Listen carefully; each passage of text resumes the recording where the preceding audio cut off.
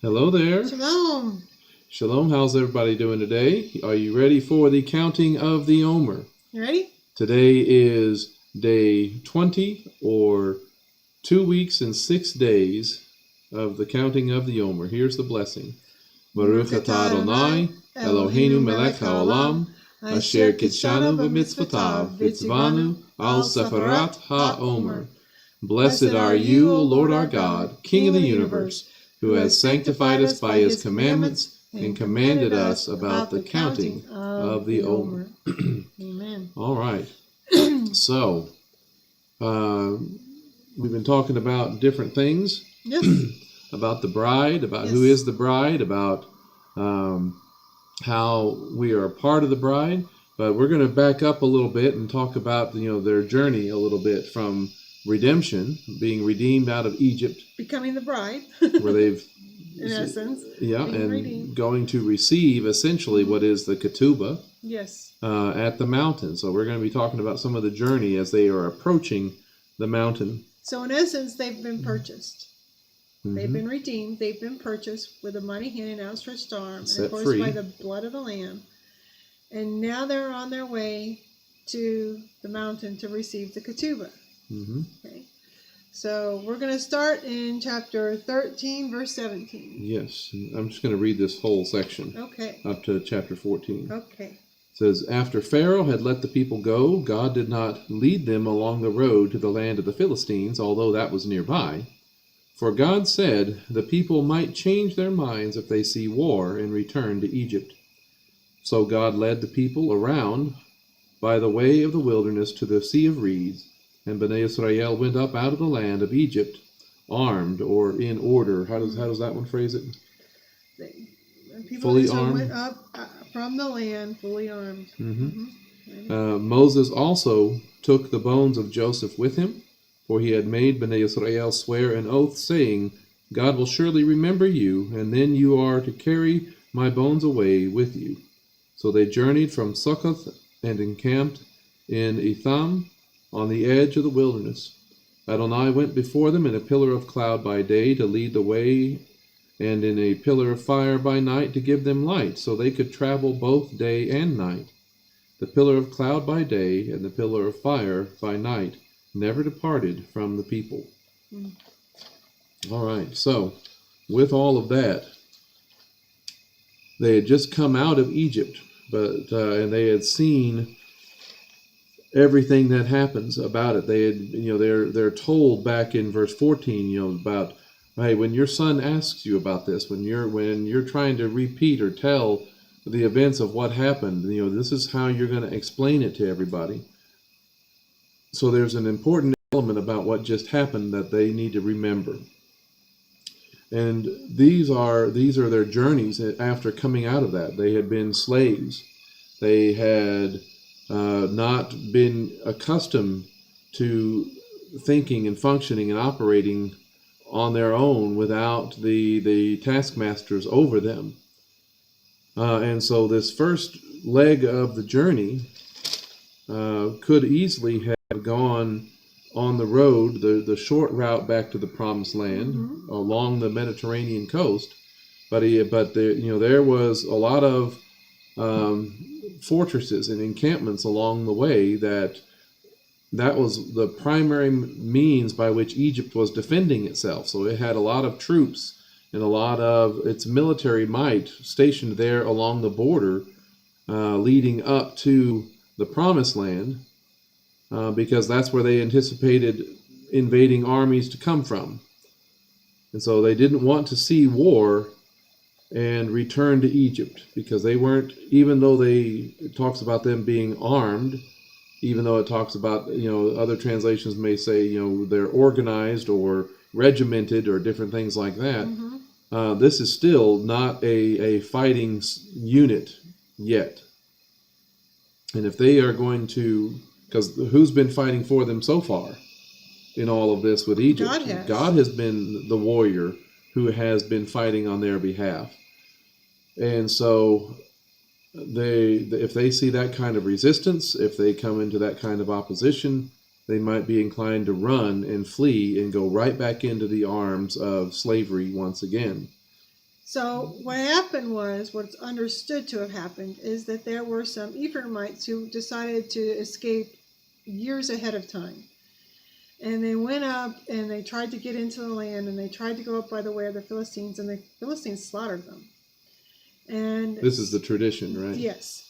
And so by preventing them from going in that direction, they're being prevented from seeing the consequences of what happened to the Ephraimites, so that doesn't scare them to turn around.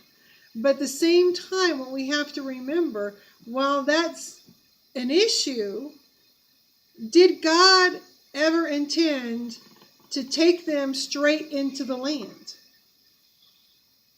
Well, he had to make them a people first. He had to take them to the waters. They had to go to the waters. And That's where else did they have to go? To the mountain. Why did they have to go to the mountain? Because that's where they were receiving the ketubah. That's where they were receiving his laws and his ways. Yes. In order to make them a people. They also had to build the tabernacle there so that he might go with them.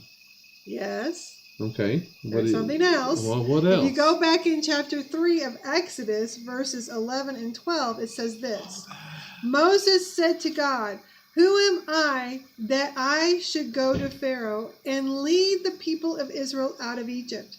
He, Adonai, replied, "I will surely be with you. Your sign that I have sent you will be that when you have been let out of Egypt, when you let the people out of Egypt, you will worship God on this mountain." He had to come back to that mountain. Otherwise, Moses would not have really known that God sent him. He would have always been wondering, did God really send me? No, his sign that God had indeed sent him without any shadow of a doubt was the fact that God was going to rescue them from Egypt and bring them back to that mountain to worship God. And that's such an unusual order of signs as we like to think of them. Usually we like to say, okay, God, show me a sign, and then I'll go and do what you tell me to do. Well, this was a sign where Moses, how do I know? What am I going to say? And God says, well, you'll know after you've gone. You'll know after I've led you out of Egypt. You'll have your proof and your sign that when I lead you out, I'm going to bring you back to this mountain and you'll worship me here. Moses had to go and be obedient to that call of God, and he would receive the sign after he did it. So God never intended to take them straight into the land from Egypt.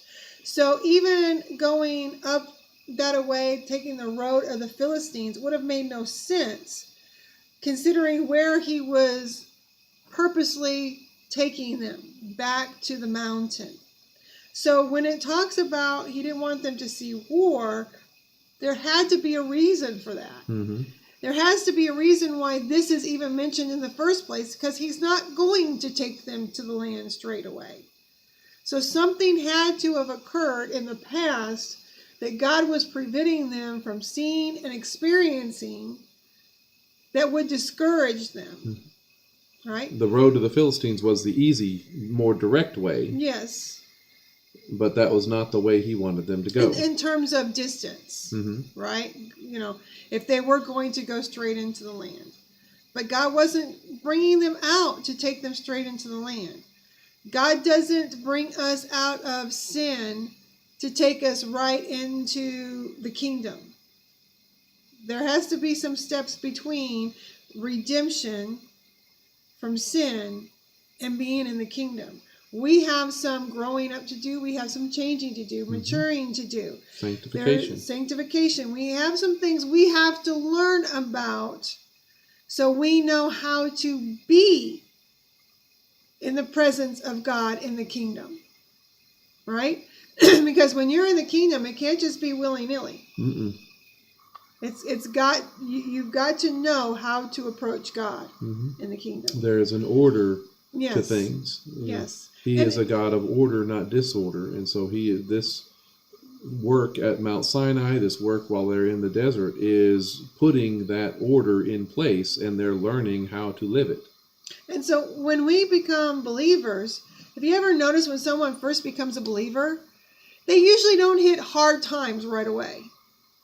Typically, that's not how it goes. When a person first becomes a believer, they're excited, they're on the move, they're going, right? They often And see they're- more miracles early on. They're traveling like with lightning speed almost sometimes. And then trouble hits, Mm-hmm. right? God doesn't immediately take us from that moment of justification, redemption, salvation to immediate trouble. That's not typically how it goes. And that's the same thing that's happening here. They've just been redeemed. They've just come out of slavery. They've just come away from the trouble. They're not going right back in immediately. God is going to draw them away to be with Him. There's going to be some disciplining that takes place, some refining that takes place before He is ready to say, okay, now let's go. Mm-hmm. Right?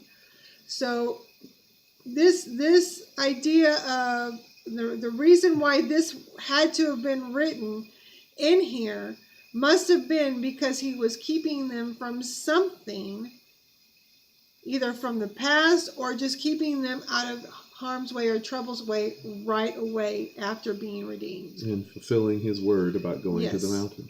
They've got to go to the mountain. So the road to the north does not even make sense as a possibility. Okay, Mm-hmm. so they're either going to go straight east almost or south. Which is it going to be? Okay. So in that sense, God does not always take His people on the direct route in the one that Would make sense to human would beings. make sense to us to go Right. in order to get to His purposes and Right. His destination. Verse 19 says, Moses also took the bones of Joseph with him, for he had made Bnei Israel swear an oath, saying, God will surely remember you, and then you are to carry my bones away with you. Now, this is that fulfillment of the promise as well. They had made this oath to Joseph that he was not going to remain there in Egypt, but he could be brought back so he could be buried in the land of promise with his ancestors. The tomb of Joseph is where? Avaris? No. In the land. In Shechem. In Shechem. I think it's called Nablus Nablus? today, Mm-hmm. but it's biblical Shechem. Mm-hmm. And so it's not under Jewish control at this point. No, which is why it's not called Which Shechem. is why it's, but it's not a place that they can go and visit. It's not a safe place. It gets vandalized a lot. frequently because of its connection to the Jewish people. It's another one of those signs that the Jewish people have been in that land for a long time. Yes, it is. Longer than the current claimants of things. But this also institutes something else here, this moment with Moses and the bones of Joseph. And that shows up in Numbers chapter 9, and that's the second Passover. If you remember that event, they're there actually at the mountain. They've been there long enough to celebrate Passover again. Yes. And in Numbers chapter 9, they're supposed to celebrate the Passover on the 14th day of the first month. It says in verse 6, though, however, there were some men who could not celebrate Passover because of being defiled by a dead body. And so they came to Moses and Aaron on that same day, and these men said to him, we have become unclean because of a dead man's body. Why should we be kept from presenting the offering of Adonai at the appointed time with the rest of Bnei Israel? And Moses answered them, wait, and I will inquire what Adonai commands concerning you. And then Adonai spoke to Moses, saying, say to Bnei Israel, saying, if any man, whether you or your descendants become unclean because of a dead body or is away on a long journey, he may yet observe Adonai's Passover, They are to celebrate it at twilight on the 14th day of the second month with matzot and bitter herbs. They are to eat it. Okay? So the understanding is, or the tradition is, that this need for second Passover, because of this contamination of a dead man's body, the tradition is, and the understanding is, that this is talking about the men who were responsible for carrying Joseph's bones. And that's why they were doing a good thing. Yes. You know, being unclean because of a dead body is not sin. No. But it just makes somebody ceremonially unclean, and they cannot approach God, because God is about life. He's not about death. He's a holy God, He's and holy. death is the ultimate consequence of sin. Mm-hmm. So death is the ultimate reminder that we are still in a world that's affected by sin, that's broken. Mm-hmm. So they still wanted to participate in the Passover, but they just couldn't do it at the same time, because they needed to go through the ceremony of cleansing, Right. and things like that. Anything else you wanted to add on that? No, I think that's good. Okay. So, verse 20, back in Exodus 13, they journeyed from Sukkot, essentially, Sukkot, and they encamped in Etam, on the edge of the wilderness. Now, where is the edge of the wilderness? The wilderness begins when Egypt ends, right? Correct. And that's actually part of the discussion, and some of the things that confuses people about where the Red Sea crossing is a lot of times, is because they think of Sinai, or they think of the Sea of Reeds, they think of that close to, near Egypt crossing, and some of the shallow lakes that are there. But that part of the country, right there, right as they're even entering into what is called the Sinai Peninsula, that's all still part of Egypt. The wilderness is the territory that's not controlled by Egypt. And so this is a little bit, they're getting further away from where Egypt is in charge. And if you notice, they're able to travel by day and by night. Yes. Because of the pillar of cloud by day and pillar of fire by night. It says specifically, so they could travel both day and night. So, this is not intended to be a slow moving caravan of people. This is supposed to be something that gives them some distance. They left Egypt in haste, and that haste didn't end the following day. Okay, it's daylight, we can slow down now. Right. Right? They knew Egypt had chariots and horses. Yeah. They knew that the Egyptians could catch up with them if they were not quick. So they had to put some distance. So they weren't really setting up camp. They might stop and rest for a few hours, but then they're back up and going again. Mm-hmm. They're not stopping to set up camp. Yeah. And when you listen to some of the scholars and some people who talk about the Exodus being a near Egypt crossing, like some of where the Suez Canal is in modern day times, they're talking about, they were just moving a few miles a day and then they would stop. Yeah, no. I'm sorry, you can walk a mile in 15 minutes. Yeah, and yeah. So only 3 or 4 miles is like walking for 2 hours or 3 hours. Right, and these people had God guiding them. Yes. And coming behind. God guiding them. So he's pushing them along. Mm-hmm. Right? He's the one leading them. If he's going, you go. And the promise, he's always made the promise that, hey, when you're out here, he did this in the wilderness, your animals aren't going to miscarry, your women aren't going to miscarry, your shoes aren't going to wear out, right? He can do all of that kind of stuff to make sure those things don't wear out. You don't lose those kind of things, and you're walking all the time. Does he know how to empower and strengthen his people and give them strength and energy to maybe go beyond what might be normal? Very much so. Yeah. So he is letting them, he is putting the pillar of cloud by day, the fire by night, so they can travel by day or night. The only way that they can travel by day and night is if he is strengthening them for the journey. And again, let's relate that to becoming a redeemed person, right? When God redeems us, so often, like we were saying before, God doesn't immediately take us into trouble, and there's almost this, euphoria, this high almost of yes, excitement, this zeal that, oh wow, this is great, this is easy, God's really working in my life, and everything's great, and I'm just zooming right along. Mm-hmm. Well, they were zooming right along. This was very early on, and they were zooming right along. Okay, so Etam is actually more than likely on the edge of the upper finger of the easternmost finger of the Red yes. Sea. Because remember, it spikes around. If I can do that, yeah. The peninsula, the Sinai Peninsula, has those two fingers of the sea on both sides. So put those up again, right? They left from over here. Sukkot is over here, at the top edge of the western finger. Okay, Etam is on the upper edge of the eastern finger of the Red Sea.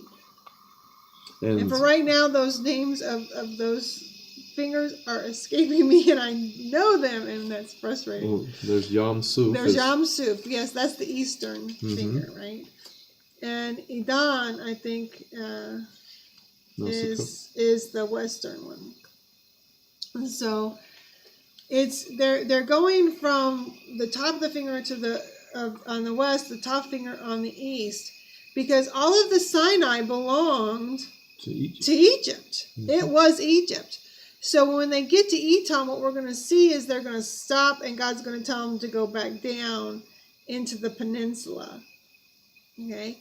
And so they're actually going to be staying in Egypt, which, of course, what do you mean? That's panic time. Right?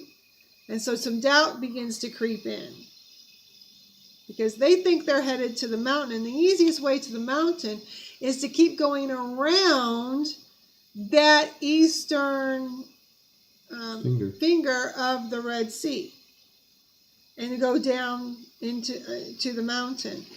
But if they've got to stop and turn around and go back, they're staying within Egypt.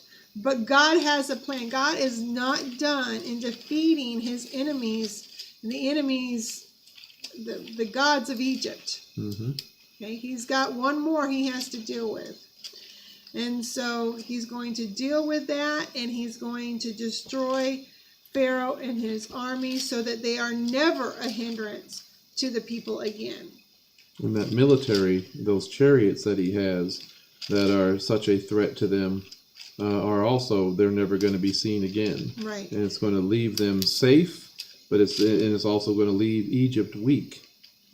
And we have to understand something. According to Jewish tradition, only about 20% of the people left. Only about 20% of the Israelites actually left Egypt.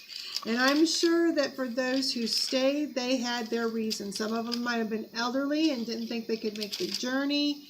Some of them might have thought, well, wait a minute, the gods of Egypt are now defeated. The Egyptians are now defeated. We've just plundered the Egyptians, right? Because God told them to do that. We've got it good. It is my increasing belief that the people that we call the Hyksos are at least largely the Israelites who stayed. Because the capital of the Hyksos is the very place where the Israelites primarily lived, and that is Avaris. And of course, we know eventually Pharaoh and his army are going to be gone, so there's not going to be that issue. So, and nobody seems to know who these Hyksos are. They know they're Asiatic, they're Semitic, but they don't know where they came from. And I think one of the reasons people don't know where they came from is because they were already there. Mhm. They just never left. Okay. And they were the underclass previously, but now they're the Yes. ruling class. Yes. And of course, there might have been some other groups. Maybe somebody came down and joined with them. Who knows? Maybe other slaves in Egypt joined with them. But it would not surprise me if the Hyksos turned out to primarily be the Israelites who never left Egypt. Mhm. So, Well, with all of that, with all of that, we're going to cut this one off for today, and we will hopefully see y'all again tomorrow. So may the Lord bless y'all in the continuing counting of the Omer. amen. Shalom. Shalom.